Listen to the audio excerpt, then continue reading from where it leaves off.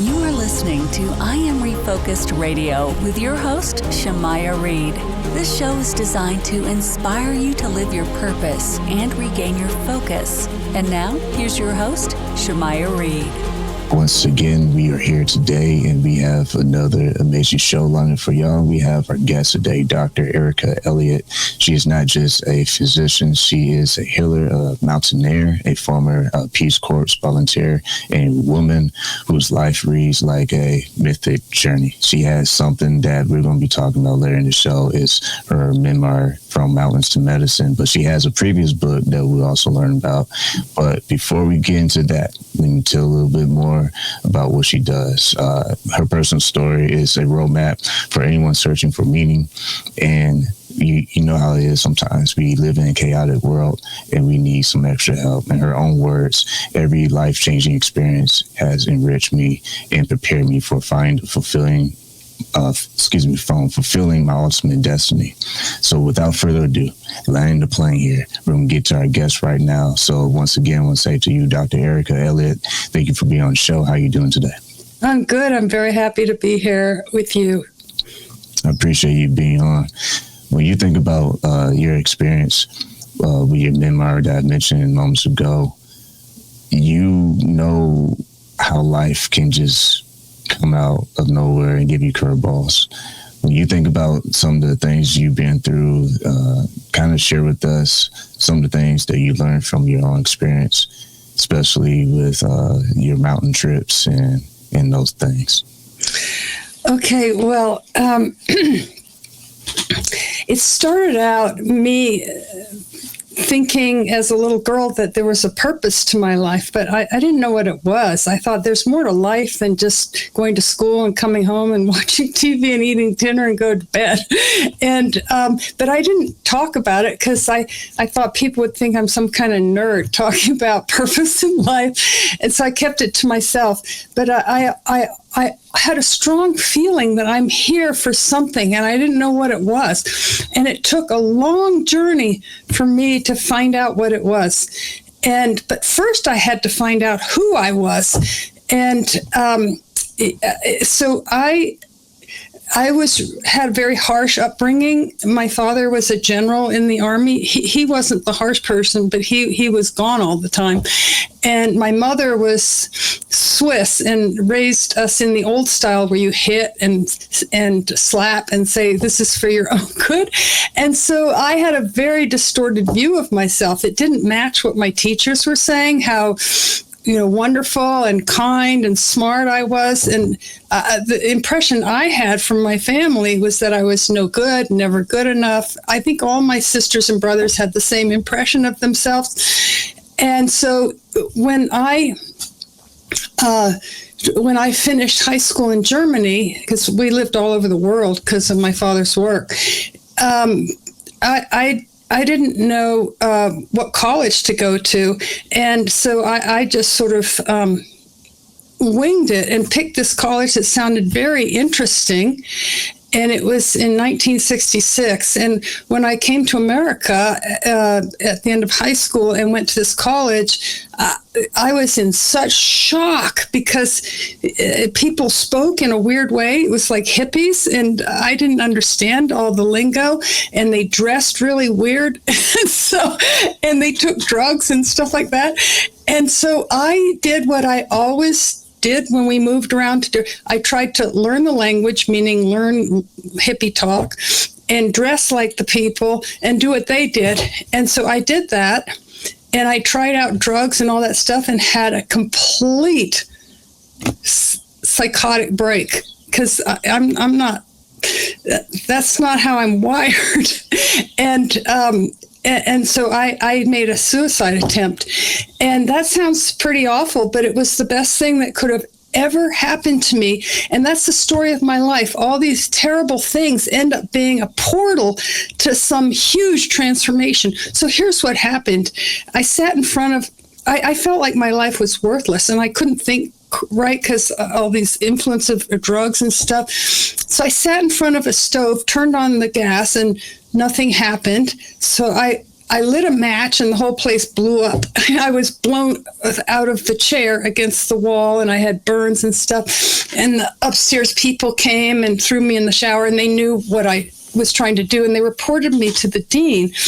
And the dean said I had to see a psychiatrist, which in those days, only completely crazy people saw psychiatrists. And so the psychiatrist was this amazing Black man. He's the first Black psychiatrist to graduate from where my mother graduated, the University of Zurich in Switzerland. And so, wow. But I was so ashamed that I couldn't talk to him. He was very kind to me, but I looked at the floor and just cried. And he kept trying to get me to talk, and finally got up and he opened the door. He said, "You can go now, because you know, if you're not going to talk to me, there's no point in staying here." I said, "Well, I can't go because then they're going to tell my parents, because they said if I didn't see a psychiatrist, they were going to report me to my parents." And so I said, "Well, if I talk, can I stay?" And then did I talk. I mean, all this stuff came out, and he was the best psychiatrist I could ever imagine anybody having. He never told me what to do, and he never gave me pills. He treated me with huge respect, and it was the first time in my life that I felt seen and heard, the first time in my life. And so I could figure out my own problems. Just him holding that sacred space for me, I realized that I was smart, I wasn't stupid, and that I was really a good person. And I discovered who I really am. And I was really excited because it wasn't who I thought I was at all. And I was so thrilled. And that's when my real authentic life began. And it took off in a huge way. And so that's when I went to work for the Navajos as a school teacher, like in 1971, 2, and 3, and I learned to speak Navajo. So they opened up their whole world to me. I saw ceremonies that white people have never seen and never will see. I participated in peyote ceremonies and saw true miracles, and I don't use that word lightly, true miracles. And that's how I learned to speak Navajo, by the way, is in the peyote ceremonies. All of a sudden, I could speak Navajo. So how do you explain that? I can't explain it. I guess you'd have to be some kind of quantum physicist to be able to explain some of these things.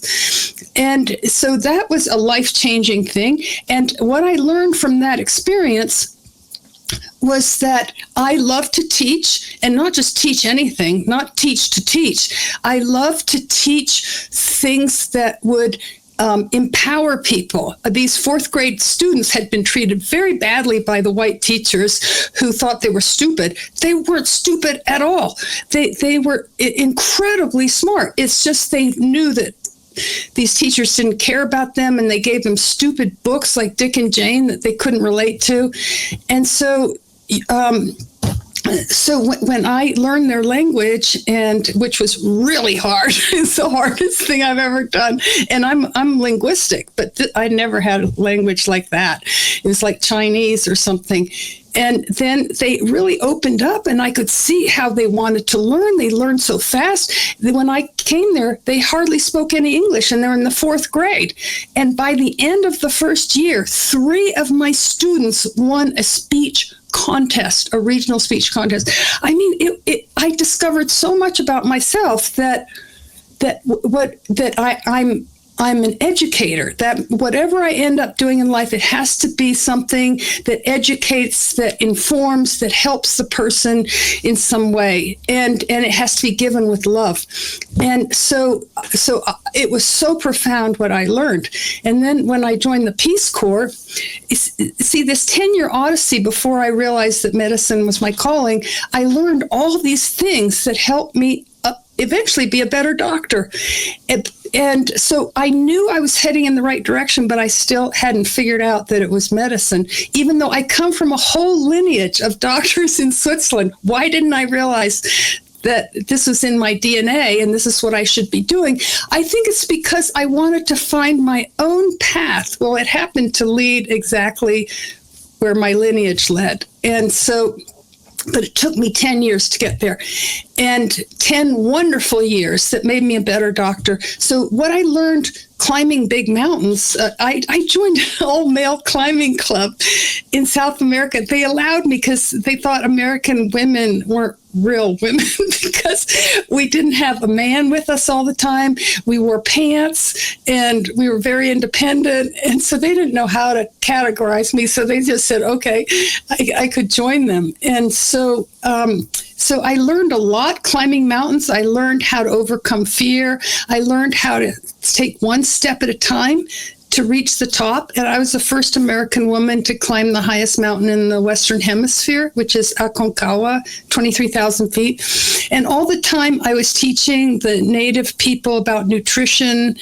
And I was working on a bilingual book to help them learn Spanish. It was Spanish and Quechua. That's the language they speak. So it was a wonderful time. And then I came back to the States, and I taught for Outward Bound. I was an instructor, and that was life-changing too, seeing how all these people really changed on these 23-day courses, like profound changes. And so anyway, I decided to get my master's degree in experiential education, and it wasn't very demanding.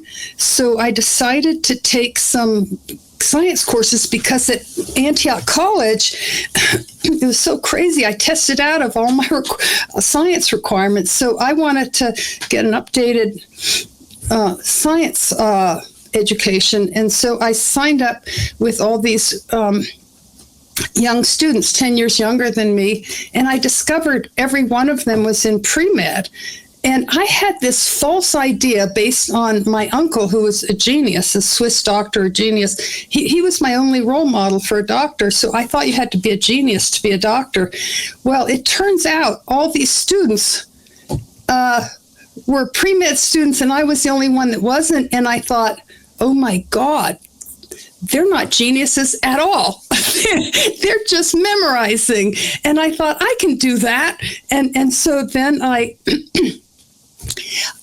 went to the admissions counselor, and I said, I think I found what I'm supposed to be doing, and I'd like to be a doctor, and what are all the steps I need to take? And he said, look, I want to give you some advice.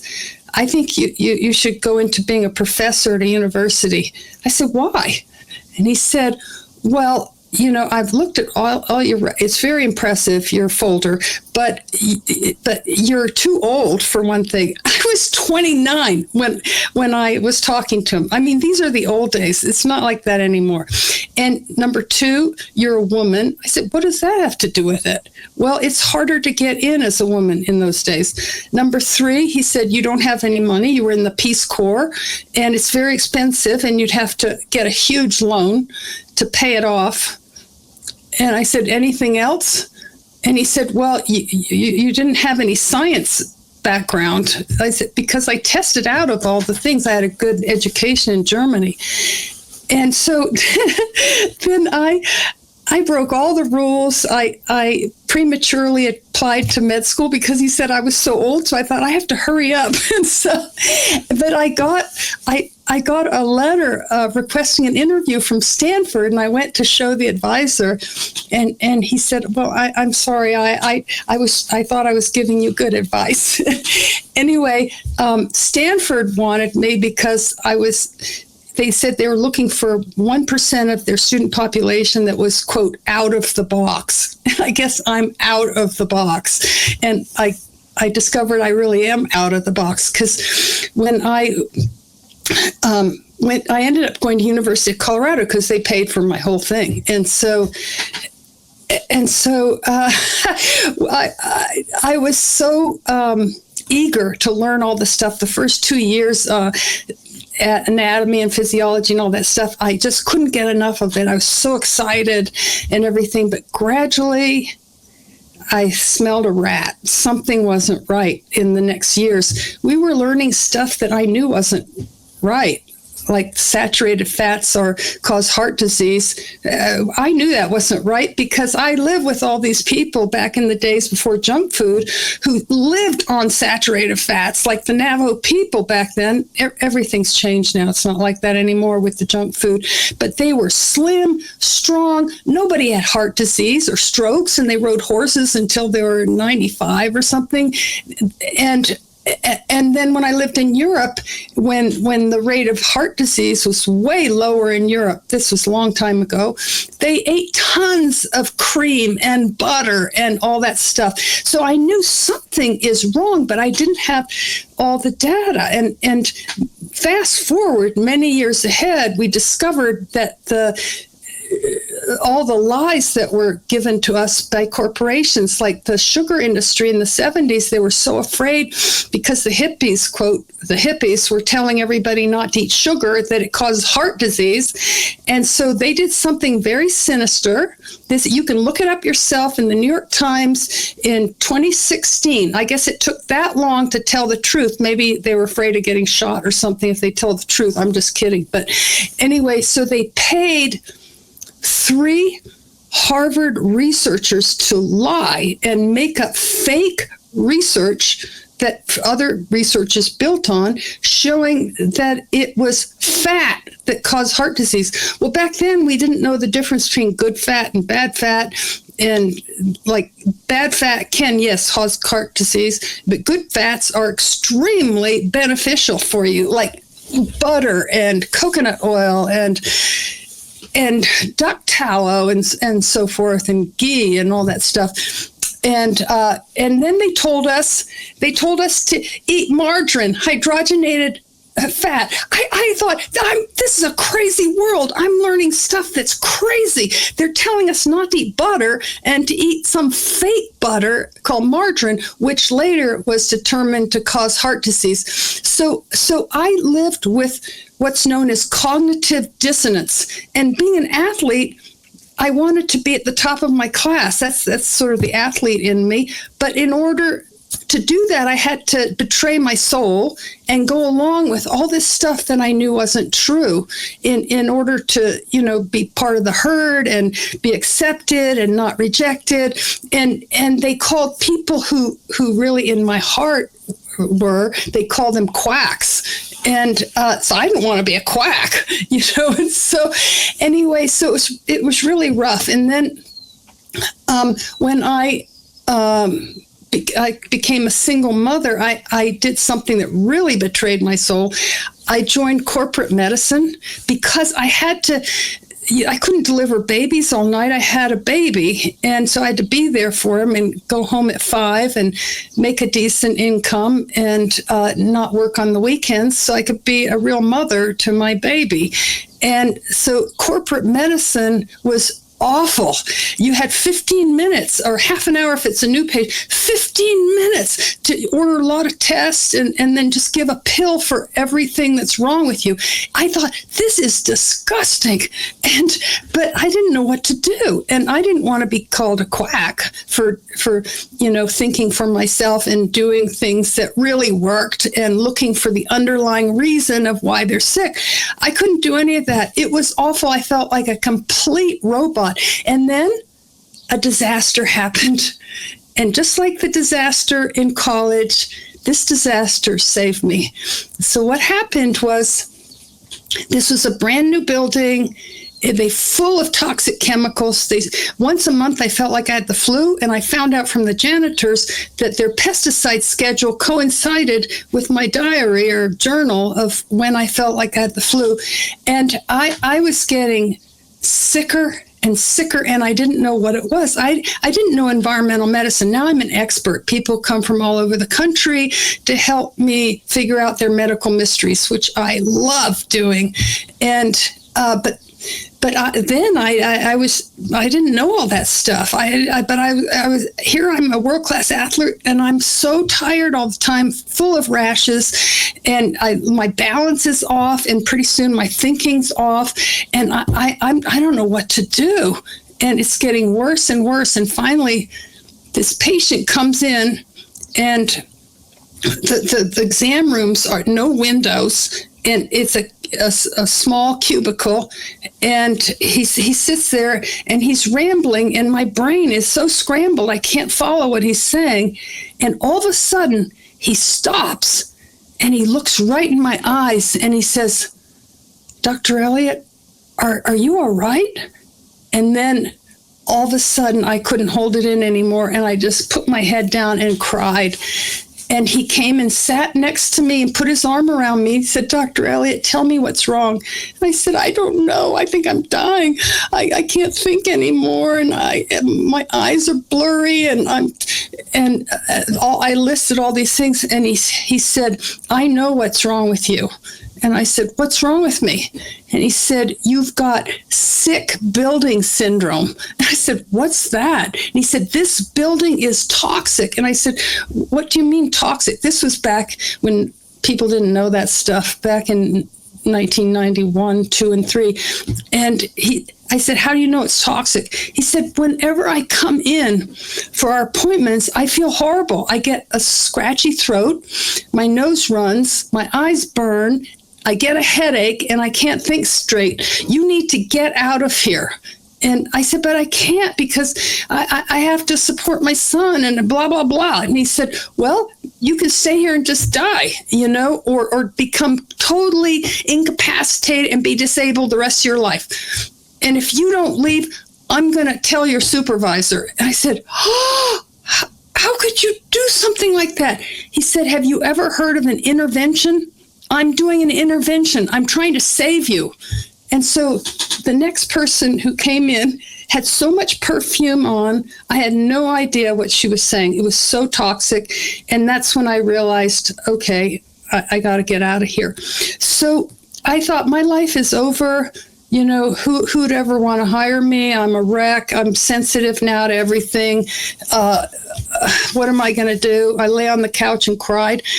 And then someone knocked on the door this 3 days later and asked me if I could have an appointment with her. I said, "Well," I was so confused. "What do you mean?" And she said, "Well, I was your patient at the multi-specialty clinic. I can't say the name. I'll be sued. And I really liked you. And I said, "But I can't see anybody. I got brain damage." She said, I know. The nurse told us all about what happened to you, but I have the same thing you have. So could I come into your home and have an appointment?" I thought, oh, wow, this is so weird. And so she came in and she talked and talked. And I made eye contact and tried to look like I was really following her, saying, But, I could understand each word. I couldn't string them together. It's like learning Greek. And all of a sudden she said, "Are we done?" And I said, "Well, are you done?" She said, "Yes. How much do I owe you?" I said, I didn't do anything. You don't owe me anything." She said, "Dr. Elliott, you don't understand. You are the first doctor that's ever listened to me and taken me seriously and understands me. And I'm going to tell my friends about you." And so anyway, I was so honest with everybody. I told everybody that I'm brain damaged and I act like I'm demented, and they still kept coming. And gradually I got better enough so I could learn environmental medicine. I eventually got board certified, and I was, after 5 years, I was like really healthy, and I had more patients than I could handle. They were all desperate to get not only seen and heard, but just get some advice. And gradually I had real things to offer them. And that's when people started coming from all over the country. And then it wasn't just environmental issues. Pretty soon it was just anything that their doctor couldn't figure out. And like, I remember one patient, a wealthy businessman from San Francisco, he'd been to 15 doctors trying to find out what was wrong with him. His mother told him about this person in Santa Fe, which is me. So he came out here. I figured out what he had in 10 minutes. And it's not because I'm a genius. It's because our medical system it is really messed up for chronic conditions. It's great for surgeries. It's great for trauma. But anyway, what's my secret? How did I figure it out? I talked to him, and I had a timeline. When were you fine? And then when were you not fine? And he said, well, in winter of 2016, I started feeling bad. And I said, well, did you ever have times where you felt good? And he said, yeah, I went camping for 2 weeks in Alaska and I felt great. And I said, what happened when you came back? I felt terrible. I said, it's your house. Okay, let's go over it. There's 3 main things in the house that can cause problems. 1 is a gas leak. 2 is full of toxins, like you put pesticides in your house and stuff like that. 3 is mold. And I said, let's start with mold. Is there any evidence of water damage in the place you're renting? He said, how would I know that? And I said, well, there'll be stains on the wall, buckling of the paint, around the windows, there'd be some discoloration. He said, oh, it's full of that. I said, you have mycotoxin poisoning. Those are poisons made by the spores of the mold, and they're neurotoxic, like any toxic chemical, damage your nervous system. You need to get out now, and then we'll make a plan of how you can get well. And so that's anyway, I love my work, and people say, when will you retire? I say, never. I love helping people, empower them with knowledge, and helping them feel good brings me enormous joy. Well, once again, you've been listening to I Am Refocused Radio, talking to our guest today, and Dr. Elliott. I want to say, I'm glad I let you take the floor, because I was like, you know what? I'm not gonna ask another question, because what you gave was a series of stories. And these stories, I think, are very helpful for anyone who listens or watches, because what I got from all that is, even though life gave you, a lot of surprises and detours, you still navigated your way through it, and it still positioned you to help and serve other people. I love the parts where you're outside the box, according to people. I think sometimes that's the best place to be. You can be tied down to so much textbook study things that, unless you're actually in the field, you really don't know what you think you know. It's good to have textbook type ideas and stuff, but the real work is when you're actually in the field, real life situations. Because last time I checked, when you're in the field, it's kind of hard to dig in your backpack and see, okay, A, B, C, what I have to do next. Sometimes you don't have the luxury and time to do that. You have to just do what is happening in the moment. And that's what I got from your story.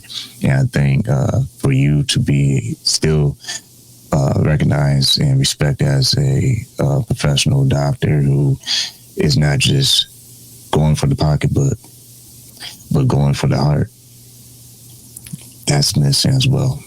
There's not enough people in the professional world who listen to people and to what is actually going on in their life. Sometimes it's just a rubber stamp and transactional next. But what we learned today, I'm sure our viewers and listeners will see that this is an example of what you can be as a professional. Actually listen to people's heart. You said earlier in the story, when you needed help, the gentleman opened the door and said, you can leave now, but you chose to talk and he chose to listen. Yeah, he was, he saved me. He helped me begin my real life. He's a godsend, that man. And if I hadn't had a breakdown, I'd probably be some professor at a university and totally miserable, never finding my real, true, heartfelt calling in life. If someone's listening to this right now, and obviously I always want to tell people, if you ever feel like you're going through something, always seek professional help, always see a doctor, and don't ever just brush it to the side and try to heal yourself or something. But always get, several opinions. You don't have to always be boxed in to whatever is being told to you, but I always want to make a disclaimer to anyone who watches the show. Always seek professional help. With that said, you understanding your profession, how important it is for people like you to share your knowledge with patients. If someone's watching and listening to this and they feel like they need help navigating, getting to the right doctor, what words of wisdom would you share with them to encourage them to make sure that they do their homework as best they can? I have an exercise I have my patients do who are really troubled, and it sounds really simple, but it's very hard. I tell them to look in the mirror and do this every day, and lean over, go into the bathroom, turn on the light, lean over towards the mirror so you're like 2 inches from the mirror. Look into your eyes unflinchingly and talk to the 2-year-old that we all are. We all have a 2-year-old inside of us, and say, I love you, and I'll never abandon you, and we'll get through this. We'll get through this. And so many people, they try it and they just start crying. They just can't do it.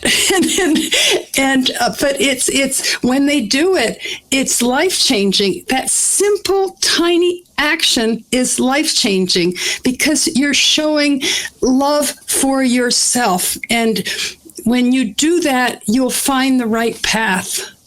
See, with the psychiatrist, he helped me I love myself for the first time in my life.